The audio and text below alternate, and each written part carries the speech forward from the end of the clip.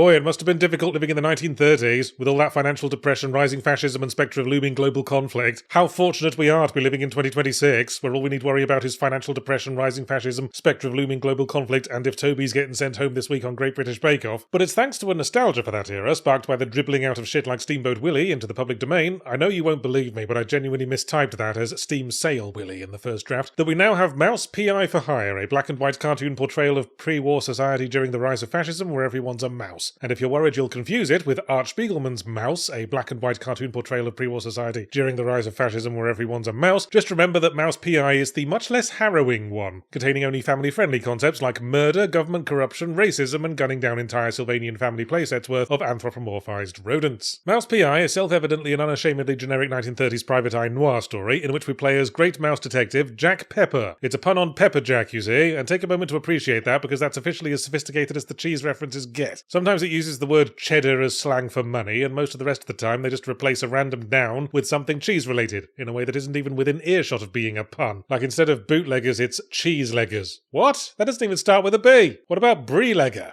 Okay, not that. Pirate's Booty Legger? That's cheese-flavoured. Maybe this is harder than I thought, which is probably why, for all its cartoonish tone and appearance, I didn't find Mouse VD terribly funny. Jack's investigation into a couple of missing persons leads him down the rabbit hole to conspiracy, corruption, and weird backwoods cults, and a lot of it's told fairly straight, in stark contrast to everyone's limbs. There are cartoony concepts, boss fights against mad German scientists, angry opera singers, and big crocodiles with miniguns, but not much in the way of actual jokes. You meet a magician's assistant lady, and she's been sawn in half with her legs in a different chair to the rest of her, which I guess is a joke, but it's not presented as one. It's just sort of there, like a custard pie that doesn't get thrown, but is instead presented for discussion before a panel of commentators. Don't you mean common cheddars? No. Mouse B.O. is first and foremost a first-person footer. Don't fall into the trap of assuming a game called Mouse P.I. about a detective would be a game about being a detective. Oh, it pretends. The game opens with Jack arriving at a crime scene and gathering some clues and working a couple suspects, but then the facade drops when a door flies open and a bunch of burly toughs with clubs and Tommy guns burst in, deploying phrases like, "Oh, a woy's Goya," and we have to shoot them all to death with a gun for no adequately established reason. And that very much sets the tone for things. You do have to go back to your cliché 30s private eye office between every mission to piece together the clues you've gathered on your red string conspiracy board. Don't you mean cheese string conspiracy board? No, I don't, and stop interrupting. But all that this actually entails on your part is clicking on all the clues one by one until Jack says, right, now I know exactly where to go next to gun down the next 3 busloads of random dudes. So let's talk about the shooting. It's fine. It's a classic-style boomer shooter with lovingly hand-animated billboard sprite enemies, with a focus on mobility and wrangling groups. There's a nice kick to the feel of the guns, and indeed the kick, and the visual style adds a lot to that. Weapons squash and stretch all over the place as you cram ammo into them like you're feeding bees to a horny ferret. But while massacring a roomful of Max Fleischer rejects with a Tommy gun apparently made from licorice and processed meat, or kicking a Goofy analog into a stun state before shotgunning him in the nads in a desperate attempt to delete Goof Troop from continuity, is entertaining in a vacuum, Mouse PBS doesn't really evolve past that. Besides the gimmicky boss fights, it's for the most part waves of the same dudes piling in through doors and eating shotgun granola for breakfast, washed down with Tommy gun grapefruit juice. Again, the game does try. A whole range of quirky guns unlock over time, the best of them being a chemical gun that basically shoots the dip out of Who Framed Roger Rabbit, but then there's a rocket launcher that handles like a Cybertruck ram raiding a cement works and has the ammo capacity of a cucumber sandwich, a freeze gun that necessitates running up to the dudes and kicking them once frozen, and a rather confusing gun powered by a living brain that makes people's heads explode and is reloaded by showing it a trophy or something. All of which I tried, thought, yep, that's a gun alright, and then went straight back to using the shotgun and Tommy gun for everything, which are reloaded the normal way, and don't necessitate running up and kicking dudes, but also don't prevent me from choosing to do so at my own discretion. So the gameplay of this game modelled on classic 2D animation feels, if you'll forgive the gag, a bit flat, and probably goes on too long past the point that it, if you'll forgive basically the same gag, wears thin. It's clear that the game's pretty much gone all in on its visual design as the selling point. The hand-drawn animation's undeniably impressive, and I like how it evokes that thing with old cartoons where you can always tell which bowling ball is the one Tom and Jerry are about to concuss each other with because it's the only one that's cel-shaded. Turns out this is also useful in a video game for differentiating important elements from the background, doubly important in a monochrome game where the requisite explodey barrels can't be regulation red. But let's stop fanning our scrotums from the peripheries and get our sack skin right in the camera lens. The inevitable comparison here is to Cuphead, and this is no Cuphead. At best it's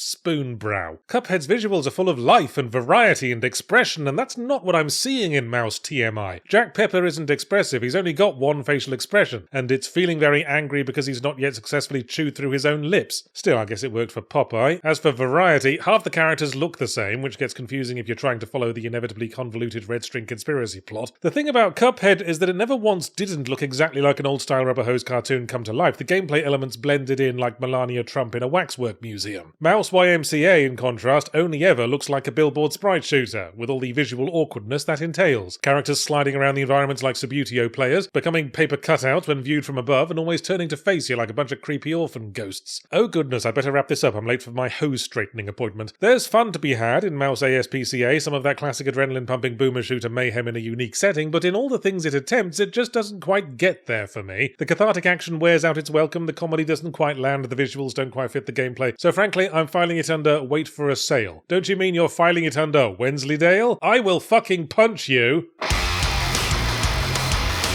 So my latest book has finally got a print and ebook release. We'll Leave the Galaxy for Good, the finale of the Jacques McKeown trilogy, now available online. Oh, but Yahtzee, I'm worried. I want to buy a copy for my girlfriend, but she happens to work for an illicit data harvesting operation, and I'm afraid if I shop online, she'll steal my data and ruin the surprise. Well, have you considered using this week's sponsor, Incogni, the premier online data security service? Yeah, you thought I was just plugging myself. Turns out it was an Incogni ad all along. Psych out. Yes, by signing up at incogni.com/secondwind, using code secondwind for the 60% discount, of course, you can set yourself up on the easy-to-use dashboard, and Incogni will do the rest, ensuring that the data brokers can't track you online, sell your information to scammers, or spoil their birthday presents. And don't forget the custom removals feature, available on the Unlimited and Family Unlimited plan, that allows you to specify websites you find particularly iffy, and their agents will take care of it for you. That's incogni.com/secondwind, and code secondwind for a 60% discount. And if you've got some spare change left over, buy my book as well.